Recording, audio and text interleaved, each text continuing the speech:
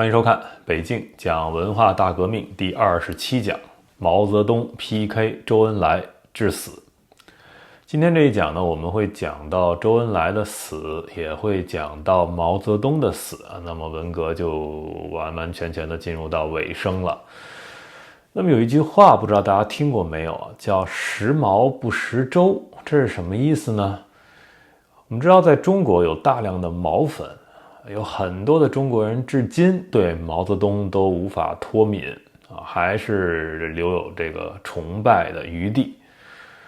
那么也就是说，对毛泽东没有一个正确的认知。当然了，也有一些中国人啊，完全的看透了毛泽东，但是呢，认知仅仅跨过了毛泽东这一层啊。那么对周恩来啊，他们是非常崇拜和喜爱的。这就是这句话的由来啊，食毛不食周啊。其实周恩来也坏得很。而这句话呢，后面还有很多的衍生啊，比如说什么食周不食蒋啊，蒋介石啊，或者说什么食周不食孙啊，孙中山，以及呢什么食蒋不食汪啊，汪精卫等等。那这个一层一层的认知突破啊，就是让你认识到蒋介石的真正问题是什么，孙中山的真正问题是什么啊，以及汪精卫的对他的一个正确认识。那这就是让你跳出中共从小对你的一个宣传教育，以及你要跳出啊民国以来的那一套正统的官方叙事啊，这个是认知的几层跳跃啊。那当然了，这个不是我们这个公开课要做的事情啊。我们回到毛和周这两个人身上，那为什么说他们是 PK 呢？那么毛呢，长期是压制着周的啊，这个大家都知道。那么周恩来一直以来的人设是一个这个非常谦逊的啊，能容忍的、忍让的啊，严格去执行毛的这么一个人啊，甚至有人说他是毛的一个非常忠诚的狗。但是呢，实际上毛泽东对身边的任何一条狗都是不放心的。当然周恩来他格外的不放心，但是呢，周恩来又非常有能力，所以一直就用着。那么周恩来实际上他难道没有一丝的野心吗？难道他没有想过说把毛泽东熬死之后他来独掌这个政权吗？这个谁也不知道啊。但是一直流传一句话，另外一句话啊，叫毛的天下，周的党。就说天下是毛泽东的，在当时，但是这个党很多的内在的运转，很多的这种潜在的人脉关系啊，实际上是掌握在周的手里的。你可以认为周是中共的特务头子啊，从最开始的地下党开始，也就是说周的能力非常强啊，毛泽东对他非常的防范。那他们二人的啊这种明争暗斗，这种 PK 一直持续到生命的最后啊，1976年。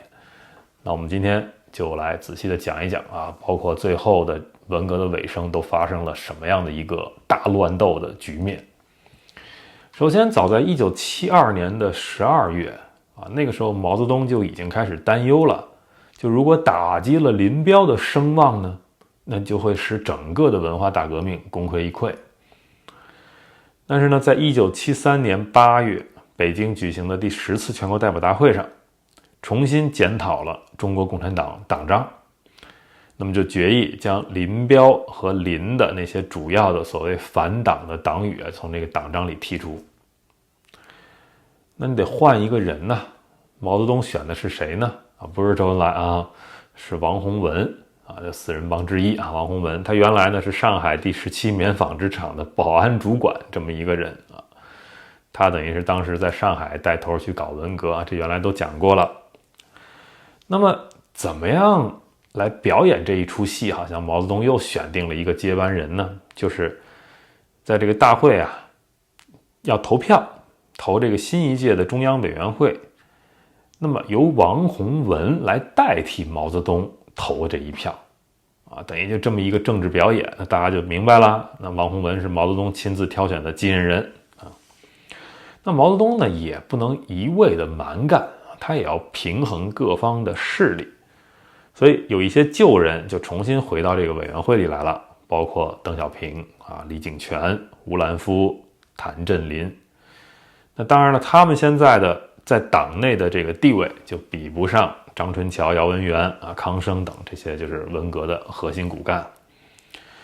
这些核心骨干还都要放在一个个重要的位置上，为什么呢？用来制衡周恩来。所以这么一来呢，周恩来就愈发的孤立了。他呢也一直在努力的谋求这些老干部的复职想搞一些振兴经济的事情。毛泽东呢对此就非常忌惮，他就怕自己死后周恩来会反扑全面推翻文革，破坏他的政治遗产。那当然周恩来一向就表现得相当忠心了那么就有一个人曾经给周恩来立传的，他是这么评价周恩来的，说周恩来总是文质彬彬，处处忍让，甘愿退让。他考虑周全，又面面俱到，性情温和，但又深不可测。对于毛泽东来说，周恩来是个不折不扣的伪君子。那么1974年1月，毛泽东就指使江青一派对付周恩来，就指桑骂槐，说周恩来呢是现代的孔子。因为原本是林彪出事之后是批林是批林彪，但是呢又加了一个批孔，这个运动就变成了批林批孔，最后更大的矛头就指向批孔。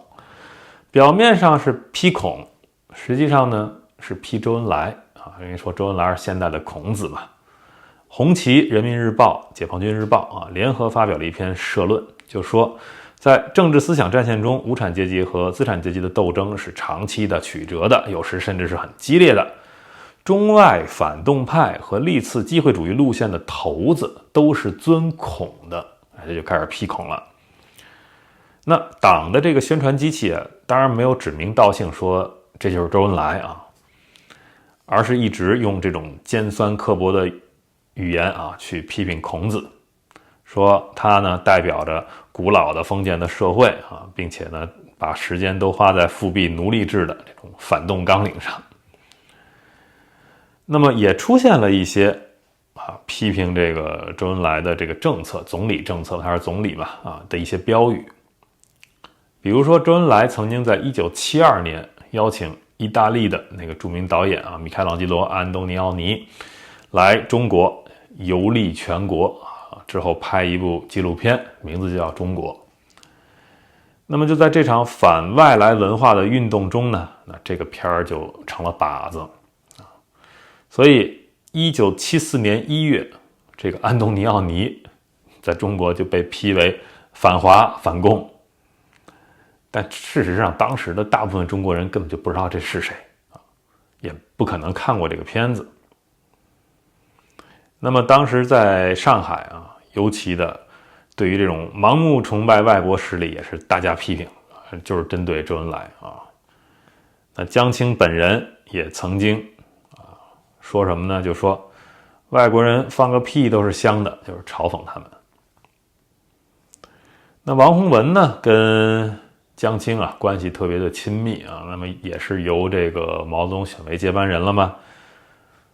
那他就把这场运动叫做第二次文化大革命甚至还把旧的口号就是造反有理重新拿出来又再次上演这种群众大会大字报社论批评这个修正主义，又想来一波那有一些北京的学徒再次就打坏了教室的窗户和桌椅那这样呢，由北京和中央传递的信号到各个地方省里，就会觉得有很多的一个造反派觉得机会又来了，我又可以去挑战当权者了，夺权重启文革早期的那种狂乱时光。比如杭州这些旧的造反派就组织了一场群众集会吸引了数以千计的这种人来参加都受到王洪文的鼓舞说造反有理，就又开始去攻击当地的政府官员，瘫痪经济，党政机关开始，甚至有一些人在当地都要去这个军营去闹事儿啊，甚至想打击阻碍他们去夺取地方政权的一些军方领导了。比如武汉的这些旧的造反势力啊，也利用这一点啊，开始搞事情啊。南京也是。那么这场运动就成功的迫使周恩来从第一线就退下来了，压力很大啊，也就削弱了他在党内的一个日益壮大的影响力。但是呢，江青呢就野心过大啊，这个事情他做过头了，试图染指党和军队啊。就毛泽东就74年7月的时候介入啊，不让他的这个妻子让事态失控。所以为了进一步制衡党内的两个阵营呢，毛泽东让邓小平官复原职，重新担任国务院副总理啊，就是开始甩一些手腕啊。所以1974年4月率领中国代表团到联合国去的人本来应该是周恩来啊，那就换成了邓小平。那么半年前基辛格访问中国的时候呢，周恩来是处理中美事务的，这个方式也受到非议啊。那这个点上，邓小平就加入了江青跟姚文元的那个阵营，去批判周恩来。所以，而且他表现得相当的恶毒啊，所以就是外交部的很多干部都觉得是毛泽东特意的来挑选周恩来这个邓小平来制衡周恩来的啊。那这个时候呢，周恩来在1972年啊就被确诊为是膀胱癌。那么呢，医护团队一直就没有把病情告诉他，毛泽东也不让他得到适当的治疗啊。1974年5月，这个癌症已经扩散到身体其他地方了，但还是不允许他动手术。虽然他一直在失血啊，每天靠输血来继续工作。所以周恩来的第一次真正的手术是1974年6月进行的，但是已经晚了啊，没过几个月就说已经癌细胞转移到其他重要器官了。他最后一次公开露面是1974年9月30日，就是国庆前夕的政府晚宴。他已经瘦得弱不禁风但是还是在4500人面前亮相，其中还包括2000名外国宾客。出席那次晚宴的也有几十个是文革之后首次露面的这些党的官员。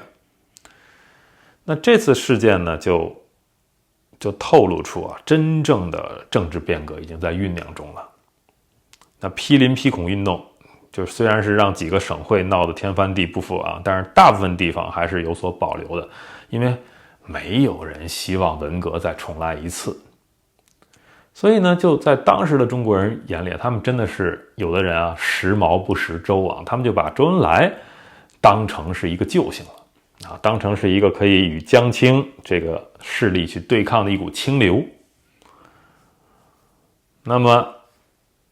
大家听说周恩来住院了也就是说自己心里的那个投射的希望也没有了，所以很多人呢就流露出这种焦虑对周恩来的这种尊敬祝福。所以呢，在这个晚宴，就他周恩来最后一次露面的晚宴上所有的宾客就是周恩来出来的时候都全体高呼周总理，周总理鼓掌。这个主角就不是毛泽东了。那毛泽东以身体不适为由就没有去现身接待这个宾客。那他是隔了一段距离，他在观察周恩来和以及大家对周恩来的一个情感。观察完之后，毛泽东觉得得收敛一下对这位总理的攻势，所以呢，他就重新安排了一个这个中央领导的席位，就等于由邓小平任副总理嘛，制衡周恩来。但是呢，江青不满觉得自己没有得到应有的回报，因为长久以来呢，他都是用武则天来自比的，那甚至用一些他控制的这些报刊去看出一些文章赞颂武则天在6世纪什么统一了全国等等的。就是当时的大部分中国人都认为武则天就是一个这个打压异己、毫不手软的暴君啊。甚至呢，江青还收藏了几套根据武则天的地服缝制的古装，但是他从来没有穿出来示人过。甚至他主持会议接见外来访客的时候，还用这种帝王红这种颜色在自己的照片上签名。因为他也很害怕朝中生变，甚至呢有这种被迫害妄想症了。他为了防止有人从空中狙击他就在中南海的住所的屋顶上架了几把枪和旋转的射击台，说他要吃很多不同种类的药而且一直怀疑医疗团队中有人要害他。江青呢特别的恨邓小平，那么并且试图破坏这个新的权力架构那毛泽东就一直在中间当这个仲裁人。最后呢，就警告江青说：“你不可以和上海帮的王洪文、张春桥、姚文元等结成一个党这就是最后说他们四人帮的一个最初的由来毛泽东说的。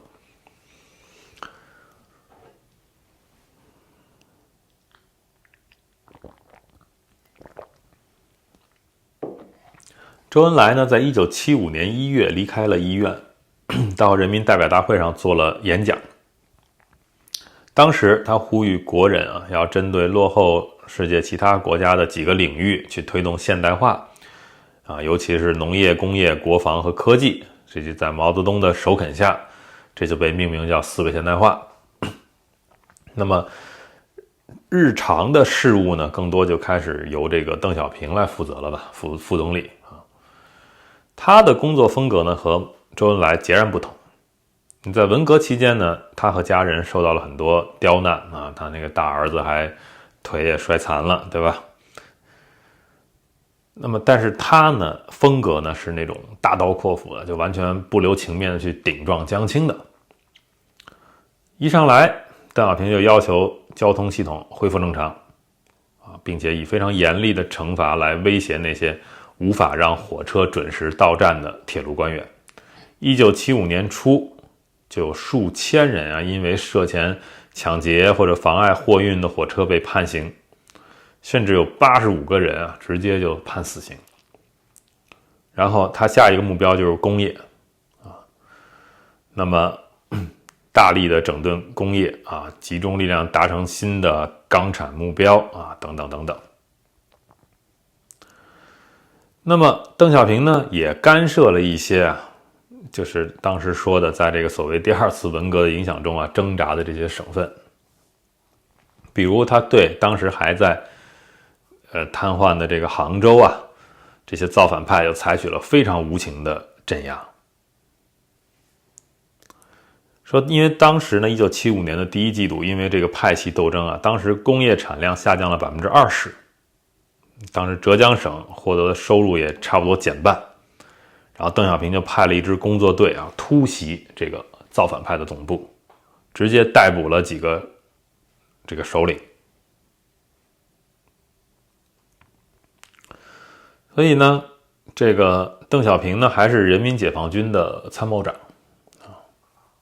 他还下令军方进攻云南的这个回教重镇沙甸。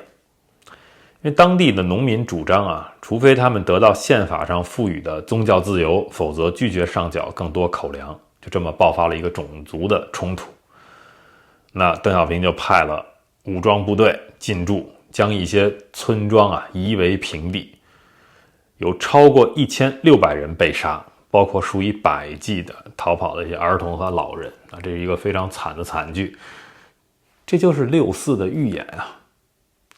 所以当时不知道这个沙甸的事情的中国人才会对邓小平寄予厚望觉得他是救世主哟。结果8964发生了大家才恍然大悟，其实都是有这个前因的，都是有迹象的。好那么邓小平呢，表面上有毛泽东的撑腰是吧，搞了这么多的事情，那江青也要反击的，大乱斗嘛，当时，所以他就针对这个叫经验主义发起了一场新的运动这就是打击邓小平的。就说呢，说他忽视共产主义意识形态。江青再一次登上人民大会堂的讲台，在集会的工人面前宣布，经验主义是最大的敌人，是修正主义的同谋，必须清除。那四人帮当时控制了这些出版界和大多数的主要刊物就发了很多文章去攻击邓小平。那邓小平就只能向毛泽东求助，于是呢，毛泽东又介入说反修路线同时代表反经验主义和反教条主义而教条主义指的就是等于他做了一个平衡，对吧？因为江青在拿经验主义攻击邓小平，然后毛泽东介入说，不止经验主义可怕，还有教条主义。那这个教条主义指的就是江青和另外这3个人上海帮这3个人。就现在开始称他们是四人帮了所以毛泽东就一直在搞平衡煽动这派打那派，这就是毛泽东毕生从他所读的书里学到的东西，就这些东西。那么邓小平这种强硬的作风还为难过谁呢？就是毛泽东的这个侄子毛远新毛远新当时很年轻在这个辽宁省革委会担任党委书记。那么邓小平当时插手这个鞍山钢铁抓生产这个事情毛远新就挺不满的那他就向毛泽东就是进谗言就说这个反文革的新风气已经兴起了。他说我一直注意着小平同志的讲话，看到一个问题，他很少提起伟大的文化大革命的功绩，或者是批评刘少奇的反动路线。所以他就跟毛泽东说邓小平他能造成的危害其实比周恩来更深说党内呢有一个新的资产阶级正在出现，邓小平就是他们的代言人。那这番话确实让毛泽东有点惊慌失措但呢还是觉得可以留下邓小平。这个时候呢，毛泽东已经被诊断出患有什么呢？这个叫葛雷克氏症，就是心智是健全的，但是很多肌肉不受控制比如喉咙声带、舌头、横膈膜、肋骨等等这些细胞都在慢慢退化。他现在必须要别人的帮助才能够站起来要带着这个氧气罩才能呼吸，甚至还要用这个鼻胃管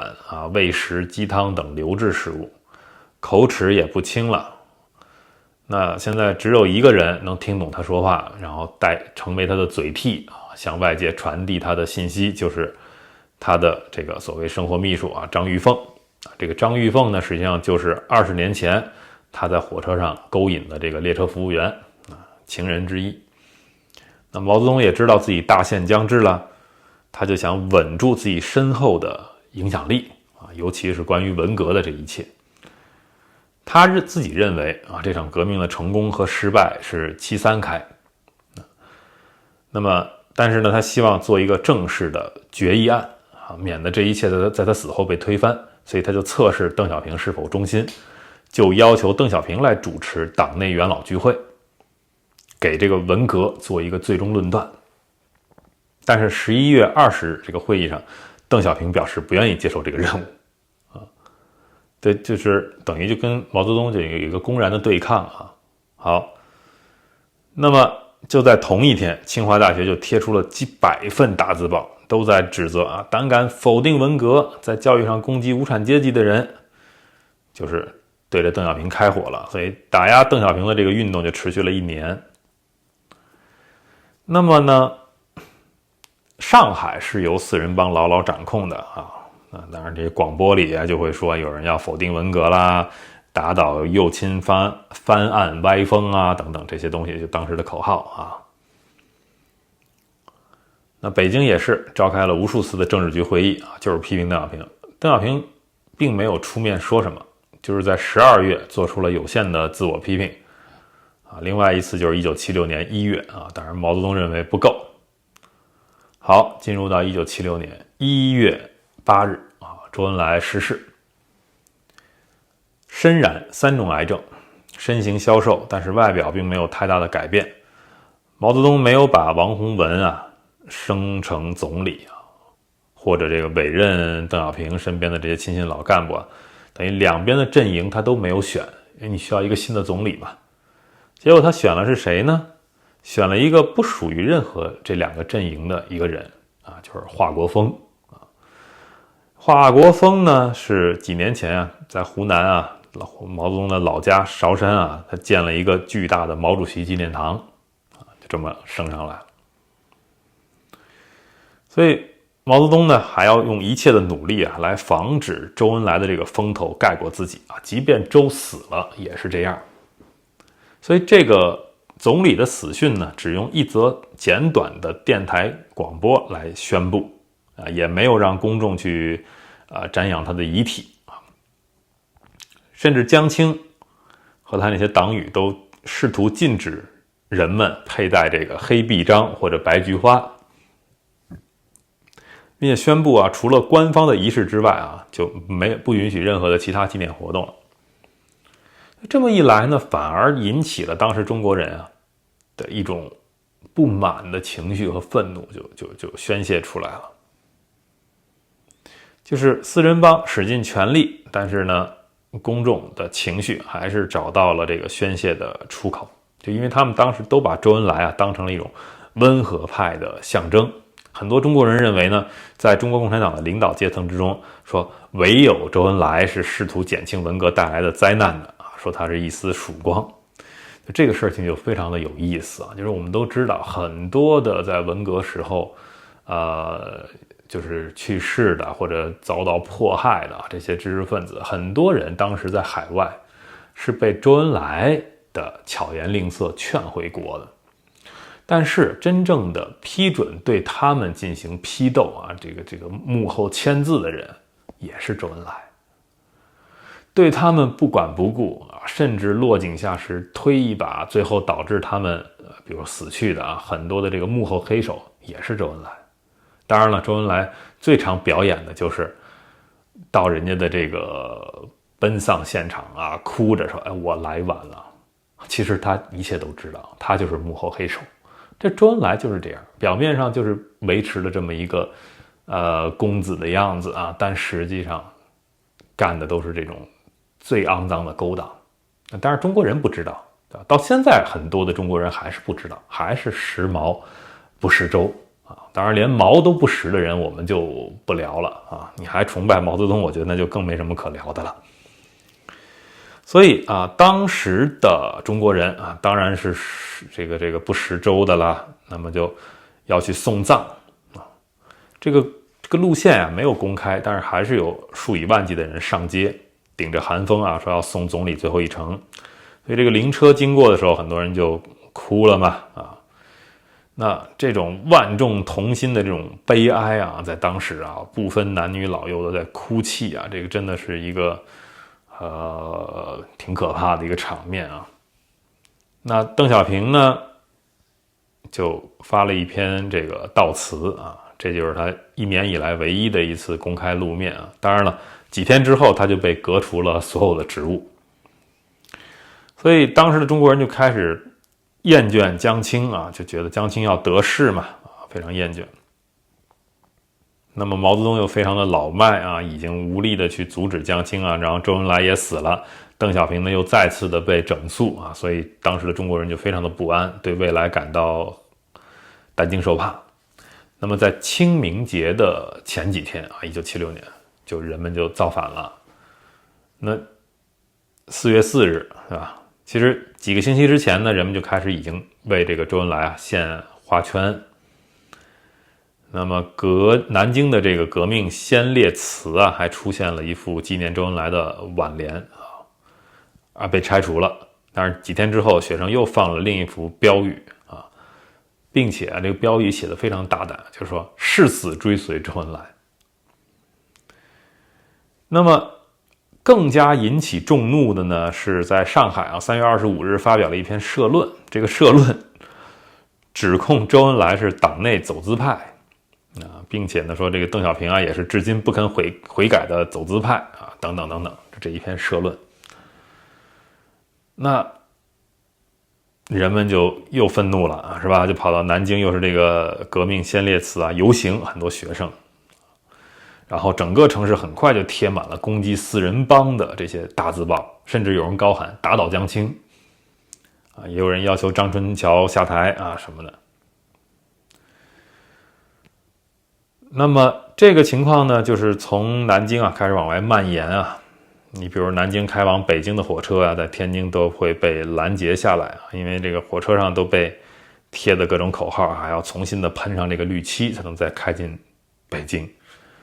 好，那在北京就有很多的民众跑到天安门广场，向这个人民英雄纪念碑献上花圈然后公安部门就把这些花圈都没收了。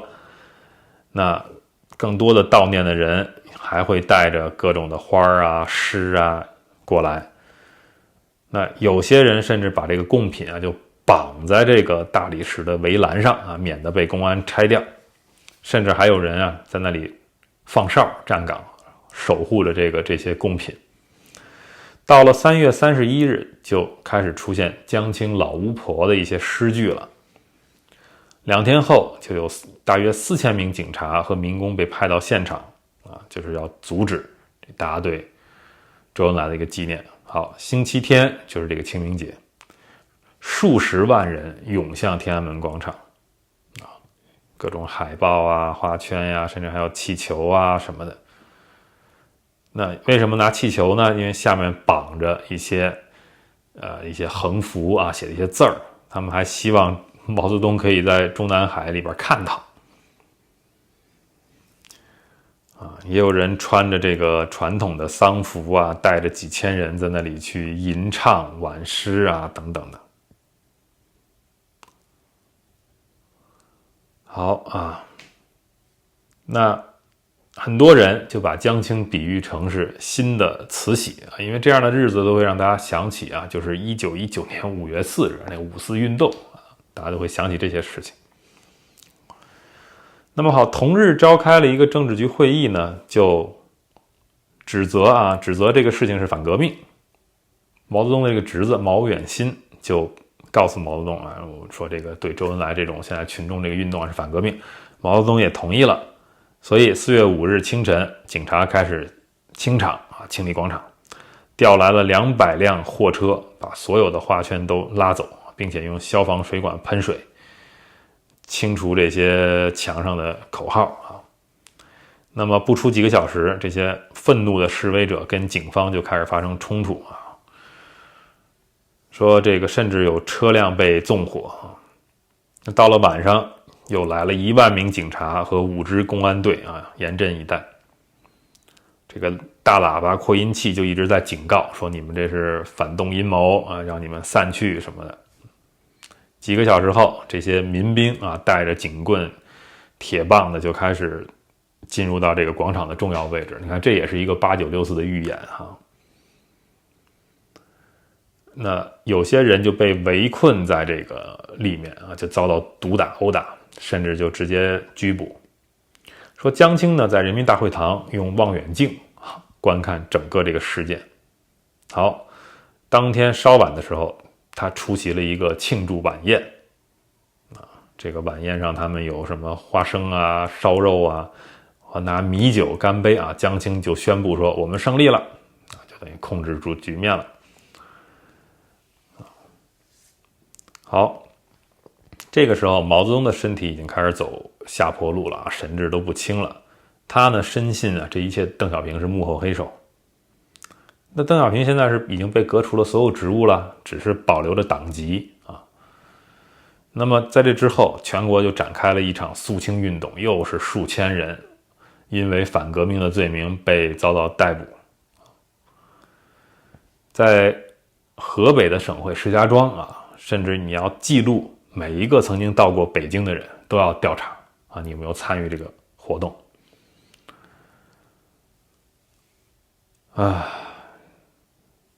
那么好，现在全国的人民呢都要求来批评这个邓小平等等的。那大家也都是表面上这么做了因为你现在在发起任何的运动，整个中国人是完全疲态的。那大家都在等，没有人太大的去反抗，因为大家都在等，就是都听说毛泽东快死了。好在毛泽东死之前呢，还要讲一场大灾难，发生在1976年7月28日清晨，唐山大地震，北京东面150公里啊，唐山，死伤不计其数啊，这个最保守的估计50万人丧生啊，甚至有估计说死亡人数高达70万。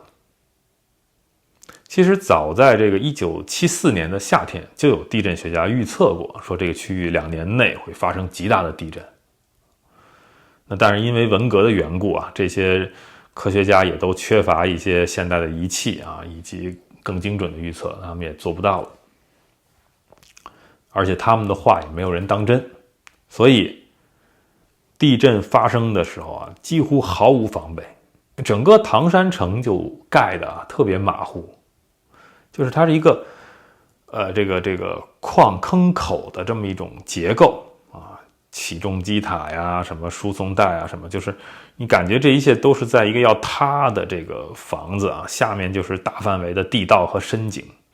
所以在那个地震的瞬间啊，整个地面啊地层啊被撕开了一条长达150公里的裂缝。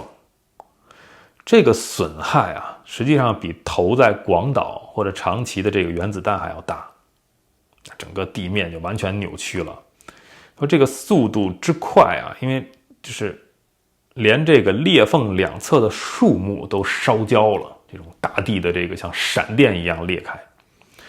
很多房屋都是向内塌陷的啊，然后甚至有的就直接被这个大地直接给吞没了啊，所以就是逃也没得逃，整个直接就全死了这些人。整座城市啊，原本有1100万平方公尺的居住空间，就是大约啊，当然95%的这个居住空间全都塌了。好，那么这个地震平静下来之后呢，这些生还者啊，就非常的惨啊，大家可以看一看类似的一些电影啊。整个唐山陷入黑暗之中，甚至还有很多人被烧死啊，窒息死。有一个后来活过来的人，他说我记得当时呼吸的都是死人的灰烬，到处都是死亡。那地震发生的时候呢，那毛泽东处于一个弥留之际，中南海到处都是医生和护士，北京也陷入了瘫痪。那么相信这个地震发生的时候，毛泽东在这个病床上也肯定能感受到，他也明白发生了什么事儿，因为北京整个也都是在剧烈的摇晃。那就在这种时候，这些大喇叭还在播着批判邓小平，将文革进行到底，不停的去播送这个消息。所以当局完全不去体察这个民情疾苦啊，所以很多人就真的非常愤怒。因为这种救援呢，你首先没有计划，没有预案，通讯又不便，然后所有的每一步要做什么都要去请示北京的领导，军方部门的这个行动啊也是这样。所以呢军队过去了，其实要救援，他这个策略也是说要去救这个唐山作为一个矿业重镇的这些工业的东西啊，这些民生才不管。那么华国锋这个时候也想用这个时候来宣示这个领导的权力啊，展示这个国家的自信。所以呢，当时很多的外国都提出了我们可以去帮助啊，包括什么搜索队啊、直升机啊，对吧？救援仪器、食物、物资。华国锋全都拒绝了啊，也想表现我们中国的自信啊，那就派出的全是这些年轻军人啊，装备也不够，对吧？也没有专业的这种救援知识经验，那就靠人力去挖吧，在废墟里啊。那城外设了很多的这种乱坟岗啊，就是你这些尸体就直接就撒点漂白粉，草草的就埋了。政府甚至都没有定下说哪一天是作为一个全国的哀悼日，都没有。甚至可能没准在想，我有什么办法可以不承认死了这么多人？这就是当时的混乱。好， 7月这场大地震过去没多久啊，1976年9月9日凌晨的0点10分啊，毛泽东终于死了。那一天呢，正好是中秋的第2天，15的月亮16圆啊，最圆的时候，终于把毛泽东给圆死了啊。那广播里就放这个国葬曲呗啊，就是这样。说其实呢，很多人啊，其实并不真的伤心啊。我们现在看到很多说当时的中国人啊，就是毛泽东死了，天就塌了，哭得一塌糊涂。其实好多人是演的，大家念念怎么回事啊？说很多呢，就是你也要带着这些黑臂章啊、花圈啊、白菊啊去奔丧哈。但是说很多人都其实没有真的哭，而是感觉到松了一口气。这个就和几个月前啊，1月份周恩来死的时候那个场面完全不一样。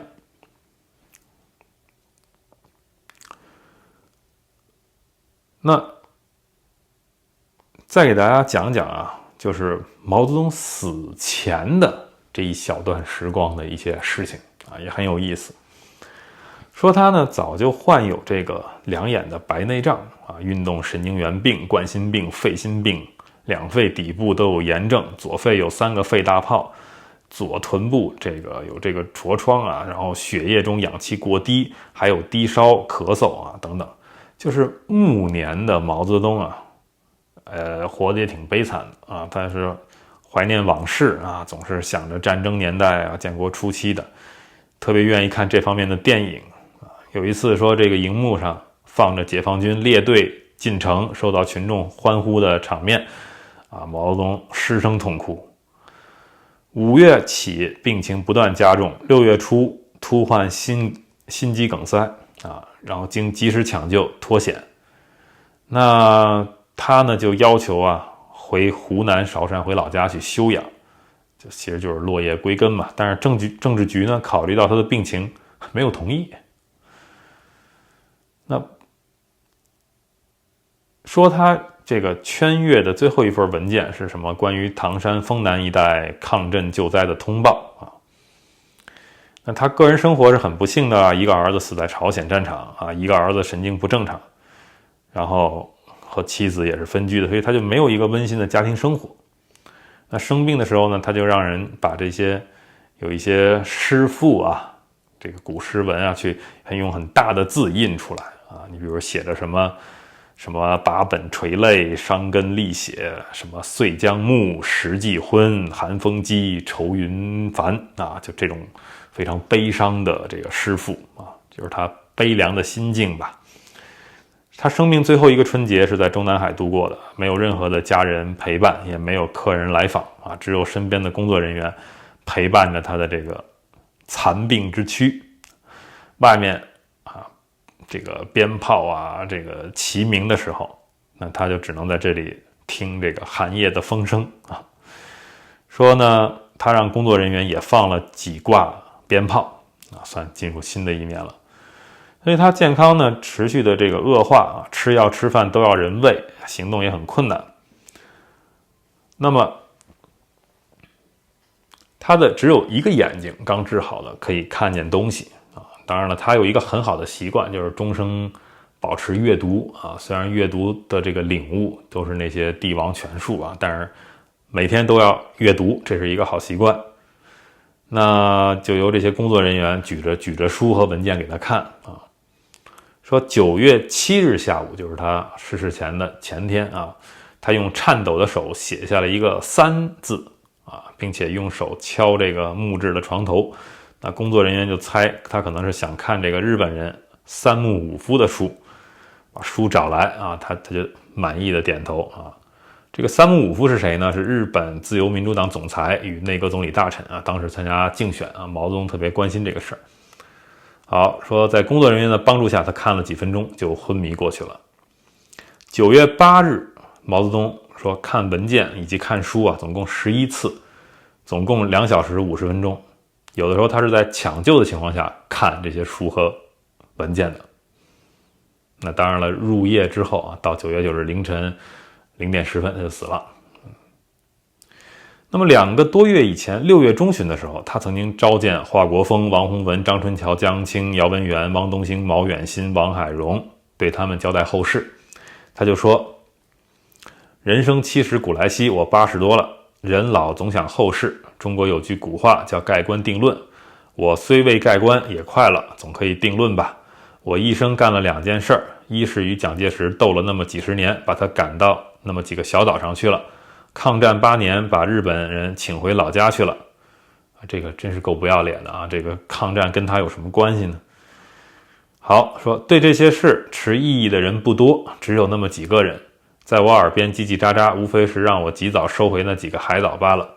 另一件事你们都知道，就是发动文化大革命，这事拥护的人不多，反对的人不少。这2件事没有完，这笔遗产得交给下一代，怎么交？和平交不成就动荡中交，搞不好就得血雨腥风了。你们怎么办？只有天知道。也就是说，他离开人世的时候是非常担心的啊。一呢是非常怕有人否定文化大革命，二呢是怕发生动乱啊，怀着这种忧虑的情绪死的。好，回到他死了之后啊，说在学校、工厂、办公室啊，人们就聚集起来嘛，要听官方的宣布啊。很多人都心中一块大石落地啊，毛泽东终于死了，那这文革是不是可以结束了呀？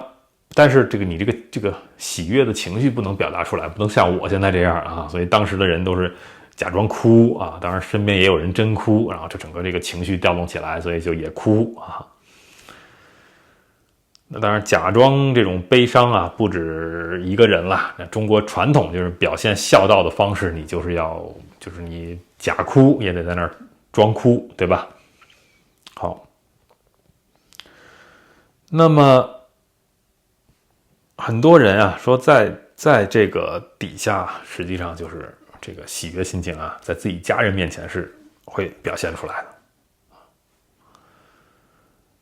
有一个安徽的一个农民啊，就回忆说，当时根本就没有人哭啊！你看，就是这跟中共官方的叙事其实是很不一样的啊。好，那么那个时候邓小平在干嘛呢？我们聊2句邓小平啊，他呢就在北京宽街的家里啊，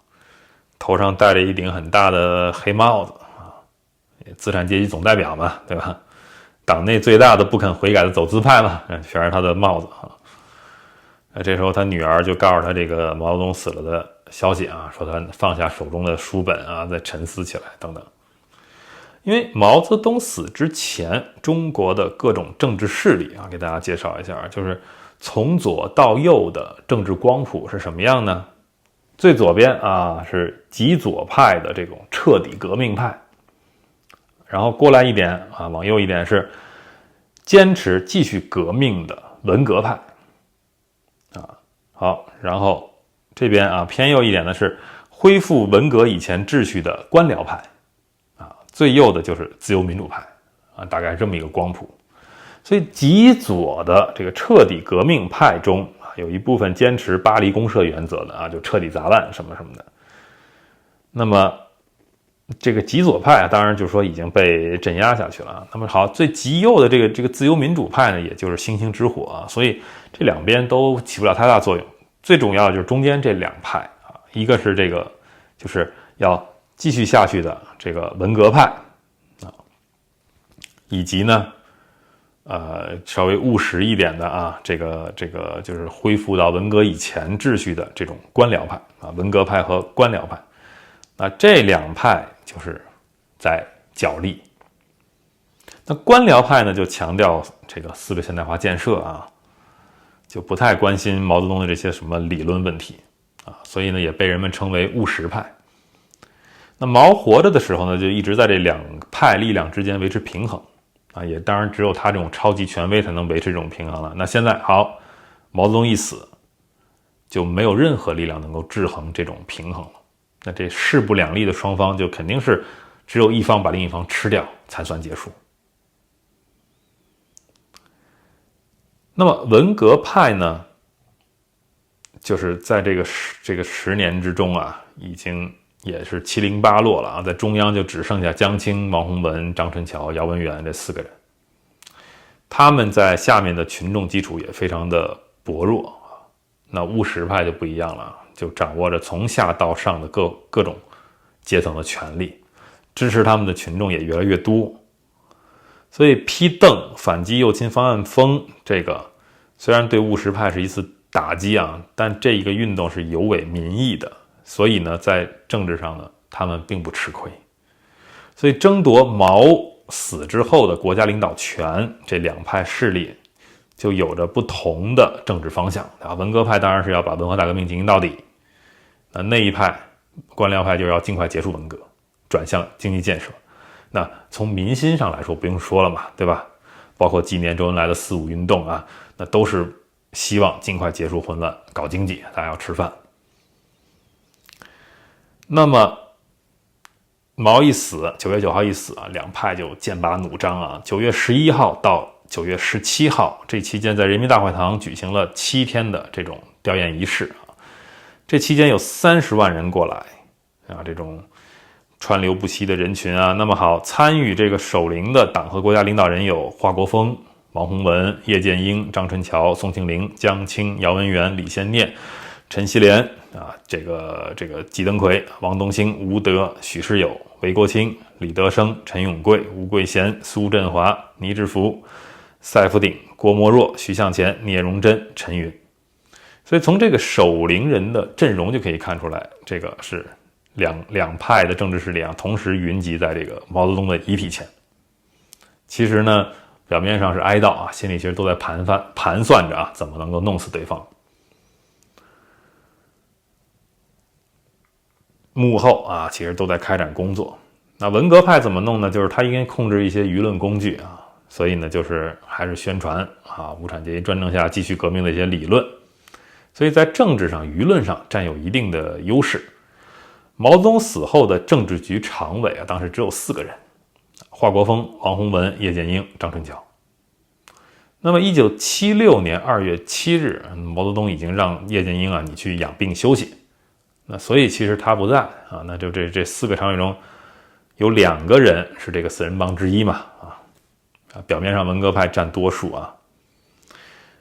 那么文革派对立面的这个官僚派或者务实派啊，他们力量虽然强大呢，但是没有一个挂帅的人物。因为邓小平已经被打倒了，对吧？叶剑英在养病啊，不能过问军队，所以这个时候华国锋就是一个非常关键的人物，因为他是毛泽东亲自提拔的，对吧？以及呢，他也是文革的受益者啊，他还当过这个公安部长，所以呢，他其实本来应该是维护这个文化大革命啊，并且在批邓反击右倾方案风的时候，他也是很积极的。其实，如果文革派当时可以拉拢华国锋，按照毛泽东生前的安排啊，去大力扶持华国锋，就是江青的野心不要那么大啊，等等的，张春桥去给他做一个辅佐啊，可能中国是另外一个局面啊。当然，这个局面肯定不好啊，但是这是另一种可能的局面。但是文革派，尤其是江青就没有这种胸怀，所以最终是把华国锋给推向了对立面啊，由华国锋去联系这个务实派、官僚派一起啊，最后去整倒的这个4人帮啊。好啊，我们再来讲讲9月18日这个在天安门广场举行的这个国葬啊。那么邓小平在还是被软禁啊，没有出席，所以其他的领导阶层人全都出席了啊。罗瑞卿在文革时候遭批斗的那个啊，坐着轮椅也要去奔丧，还带着崇敬啊去哭这个曾经迫害过他的这个毛泽东。华国锋还利用这个机会啊，还在呼吁民众继续批斗邓小平，说下午3点整的时候，华国锋宣布啊，全体保持肃静3分钟，鸦雀无声。好，这个时候王洪文高喊1鞠躬，再鞠躬，3鞠躬啊！广场上100万人面对台上的这个毛泽东肖像行鞠躬礼。这个是当时中共的领导阶层啊，在这个后面这个大风暴之前的最后一次公开啊展示一种团结啊。毛泽东的遗体被打上了防腐剂，保存在北京市当时一个地下冷冻室里，然后不同派系开始蠢蠢欲动啊。都要去争夺那个权位了。所以在这个点上，文革还会继续下去吗？那么中国的未来会是什么样子呢？我们下一讲来给大家讲。感谢收看、订阅、分享。